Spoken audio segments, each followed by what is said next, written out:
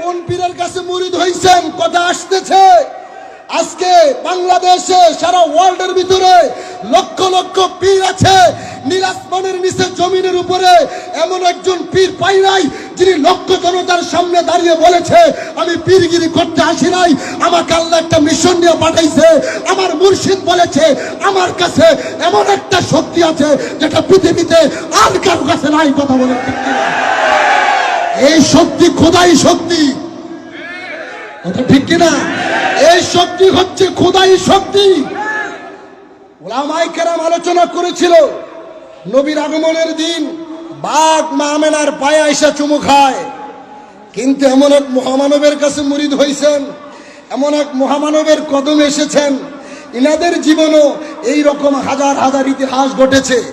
আমি গোলাম, আমি আপনাদের সামনে দাঁড়িয়ে বলি, আমি বিশ্বলি খাজা ফরিদপুরীকে আমার এই চর্মচক্ষে আমি দেখার সৌভাগ্য আমার হয় নাই।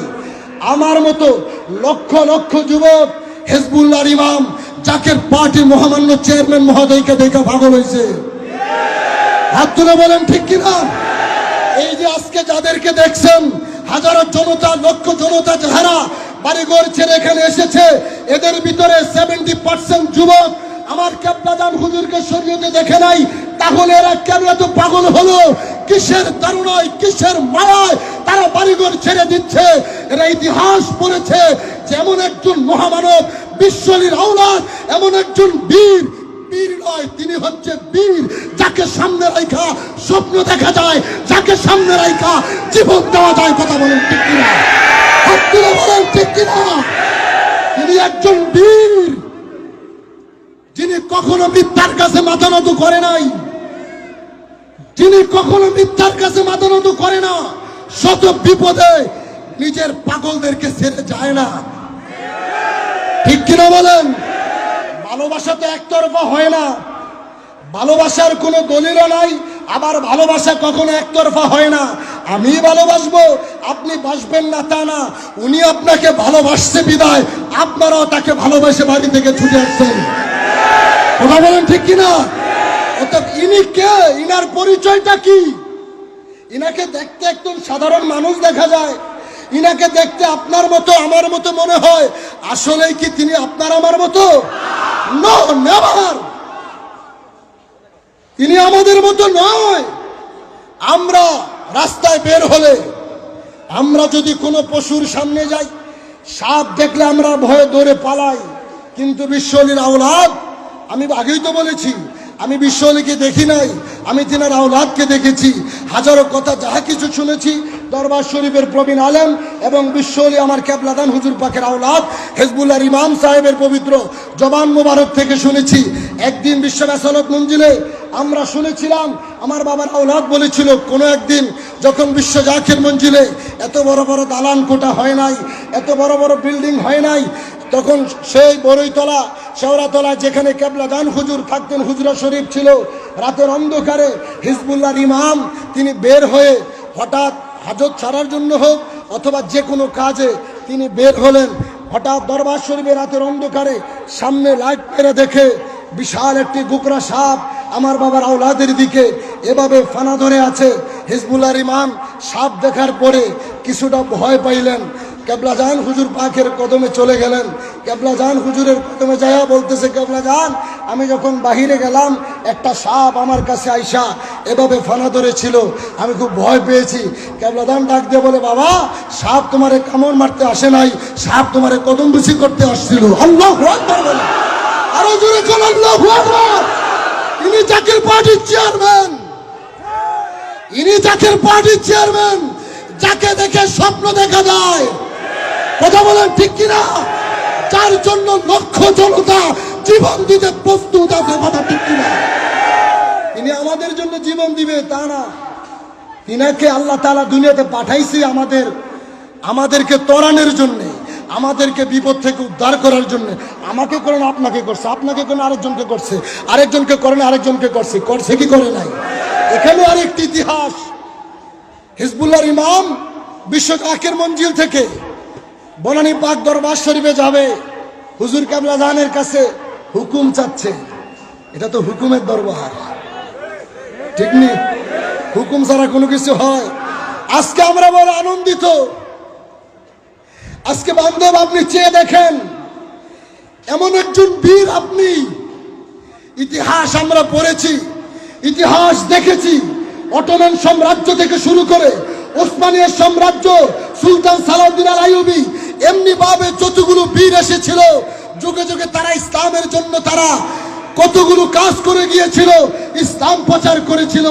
আজকে আপনার দিকে তাকাইলে আজকে জাকের সমাজ, জাকের পার্টির লক্ষ জনতা, 21 লক্ষ আত্মত্যাগী নেতা কর্মী, আমি আপনাদের উদ্দেশ্যে বলতে যাচ্ছি, আজকে হয়তো আপনি আপনার মর্যাদাটা বুঝতেছেন না। মনে রাখেন, এই নীল আসমানের নিচের জমিনের উপরে এমন একদিন আসবে, আজ থেকে 50 বছর পরে হলেও, 100 বছর পরে হলেও আপনাদের কথা এই পৃথিবীর মানুষ স্মরণ করবে করবে। কথা বলেন ঠিক কি?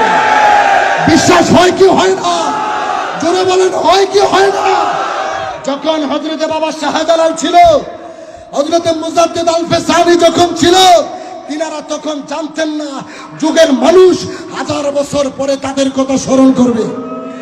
যদি জানতো তাহলে মুজাদ্দিদ আল-ফিসানিকে কারাগারে পাঠাইতো না। পিছনে কি বোঝা যায় না? যদি তারা বুঝতো এই দেশের মানুষ, তাহলে মুজাদ্দিদ সাহেবকে কারাগারে পাঠাইতেন না। তখন তারা বুঝে নাই, আজকে পৃথিবীর মানুষ হারে হারে টের পাচ্ছে মুজাদ্দিদ আল-ফিসানি কে ছিল।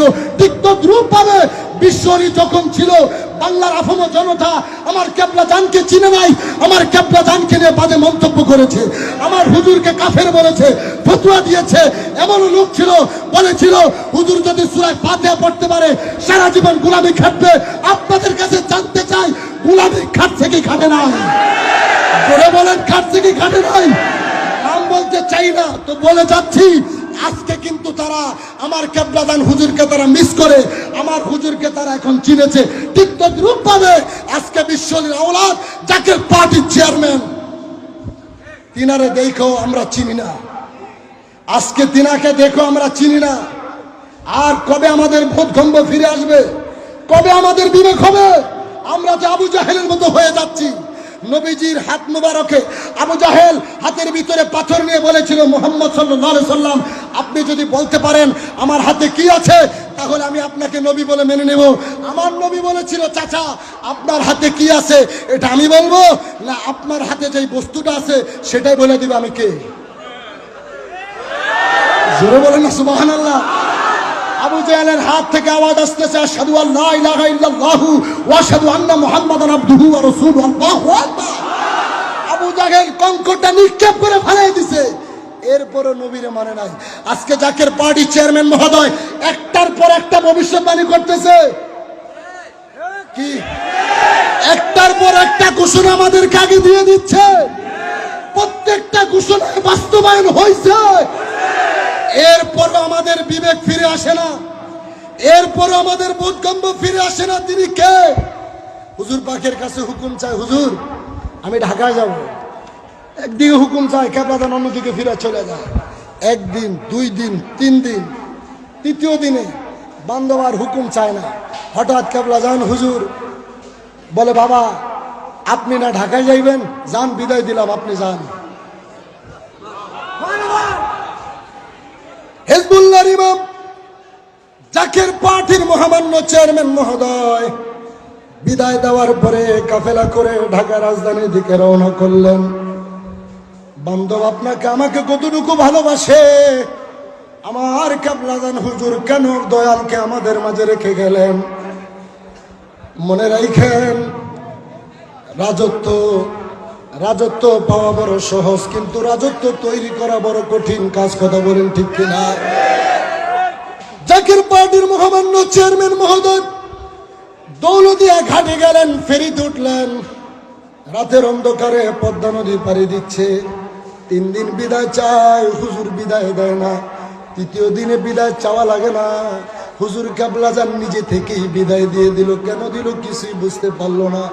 পদ্মা নদীর মাঝখানে যখন ফেরিটা যখন পদ্মা নদীর মাঝ বরাবর যখন গিয়েছে, হঠাৎ করে দূর থেকে কান্নার আওয়াজ আসতেছে, কে আছো বাঁচাও, কে আসো বাঁচাও, আমি পানিতে ডুবে মরে যাচ্ছি। জাকের পার্টির মহামান্য চেয়ারম্যান মহোদয় ওই জাহাজের সারেং সাহেব যিনি ছিলেন তাকে বলল, ওই দিক থেকে কান্নার আওয়াজ শোনা যাচ্ছে, টর্চ লাইটটা একটু ওই দিকে ঘুরে দেখেন। লাইটটা যখন ওই দিকে ঘুরায় তাকে দেখে একটা ভাই নদীর ভিতরে হাবুডুবু খাচ্ছে, ডুবে যাবে অবস্থায়। জাকের পার্টির মহামান্য চেয়ারম্যান মহোদয় ওই লোকটাকে পানি থেকে টান মাইরা জাহাজের ভিতরে যখন উঠাইলেন, লোকটা বাবার আওলাদরে দেখা হাউ মাউ করে কান্দে, কয় ভাইজান আপনি আমারে পানি থেকে বাঁচাইলেন, বলে তুমি কে? বলে আমি বিশ্বলি খাজা ফরিদপুরের মুরিদ, আমি কেবলাদান হুজুর বাগের একজন গোলাম। আমার বাবার আওলাদ চোখের পানি ছেড়ে কান্দা দিয়া কয়, কেবলাদান 3 দিন ধরে ছুটি চাইলাম, বিদায় চাইলাম, দিলেন না। এই অদমরে দিয়ে আপনার একটা মুরিদকে মৃত্যুর হাত থেকে বাঁচাইবা, এই কারণে বুঝি 3 দিন আমারে বিদায় দাও নাই, আজকে নিজে থেকে বিদায় দিয়া মুরিদের পানি থেকে বাঁচাইয়া দিলা। জোরে বলেন না আল্লাহু আকবার, আরো জোরে বলেন আল্লাহু আকবার। ওই বান্ধব জাকির পার্টির চেয়ারম্যান